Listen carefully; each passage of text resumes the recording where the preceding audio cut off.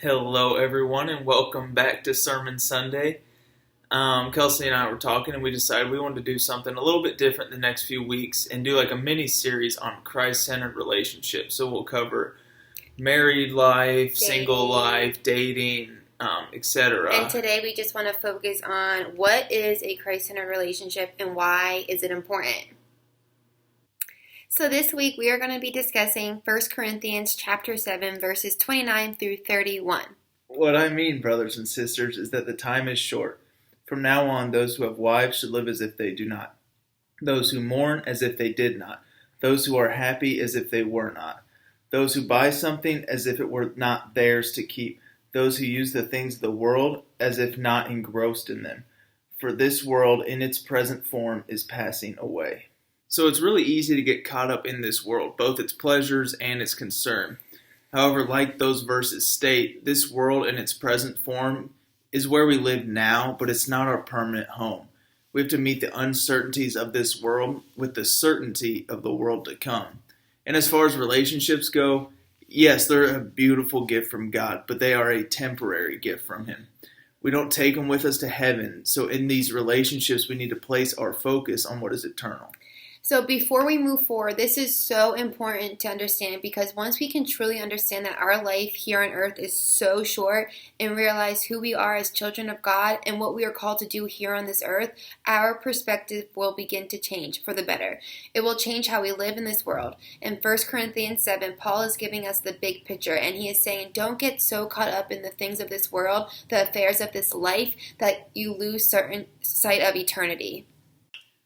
So what we really want to emphasize is that a Christ-centered relationship is a lot more than just both believing in Christ and going to church on Sunday. It is just what it sounds like, Christ at the center of your relationship. And that having that will lead to a much more selfless and self-sacrificial love for each other. Absolutely, and we look at it as a triangle. God is at the top, Jason is on one side, I am on the other side. And the more that we grow closer together in our relationship with Christ and God, the closer that Jason and I become in our relationship. And this past week, we ran into an incident where I was feeling disconnected in our relationship and was becoming a little complacent. Yeah, Kelsey was out of town, and we were obviously both busy with our daily lives. And what the problem really boiled down to was I was getting complacent in my walk with Christ, which led to, as a couple, getting complacent in our walk with Christ. And we weren't fighting or anything, but when as a couple you aren't on the same page spiritually, it creates this distance between one another. So now we want to talk about why Christ-centered relationships are so important. First, the more inwardly people focus, the more miserable they become, such as talking to your friends about what you deserve or what you're not getting, or you are so much worthy of more, or I deserve more. But aren't we glad Christ didn't look at us and say, why should I die on the cross for them? They have done nothing but treat me wrong.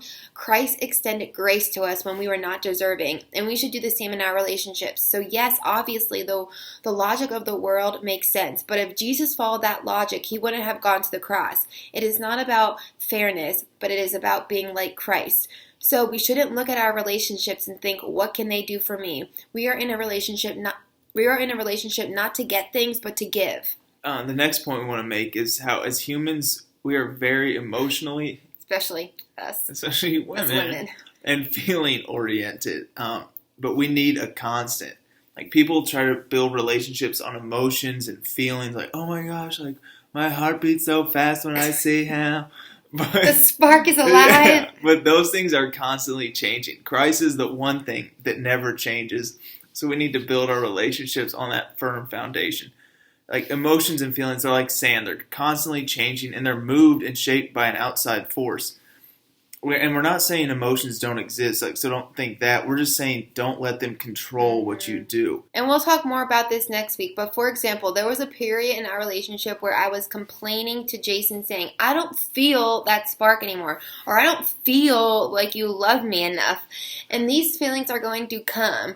A lot of it is the enemy coming in. But once I realized that our relationship is about so much more than just feeling some spark, our relationship was able to grow in the way God intended it to because we had that constant. So the third point we want to make is that our earthly relationships are not meant to fulfill us. God is the only one that can truly fulfill us. And a lot of us are guilty of putting too much hope in another person that they'll fulfill us and give us what we need, but they cannot. We're all imperfect humans. Christ is the only one who's perfect, so he's the only one that can fulfill us. Yeah, and we are to be so satisfied in our relationship with Christ that we are not disappointed when we feel like we are not getting what we need or deserve in a relationship. Just the thought process of thinking we deserve something is wrong thinking. But now, just to be clear, obviously, if you are in any kind of abusive relationship, that is not what God desires for you. That includes any kind of abuse, emotional, physical, or verbal. But we can save that for another sermon Sunday. So what we want you to do this week is to keep Christ at the center of your own life in order to keep it at the center of your relationships. The only way to do this is for each of you to individually have Christ to be the center of your own life. And this means faithful time in his word, time in prayer, worship, rest, and Rest staying. is huge, guys. We can get so caught up in work. Yeah, and then stay connected to a group of other believers. Both parties in a relationship need to individually be pursuing a relationship with Christ and actively seeking to grow in your own faith. And if you both are doing this, it will absolutely overflow into your relationships. Well, thanks for tuning in, y'all. We look forward to seeing you next week on Sermon Sunday. Be sure to follow this 4-week series on Christ-centered relationships. Next week, we'll be talking about marriage. Woo! Hit that subscribe button below. You tell them. And check us out on a weekly basis, dog. Bye, y'all. It's chapter 7, verses 29 through 31.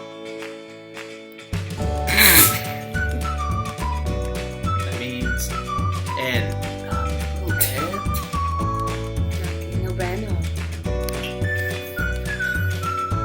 so what we really want to start over is a Christ-centered relationship is a lot more than just looking at me and laughing.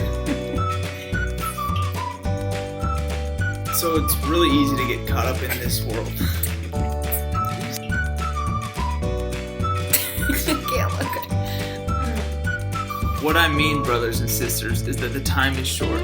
From now on,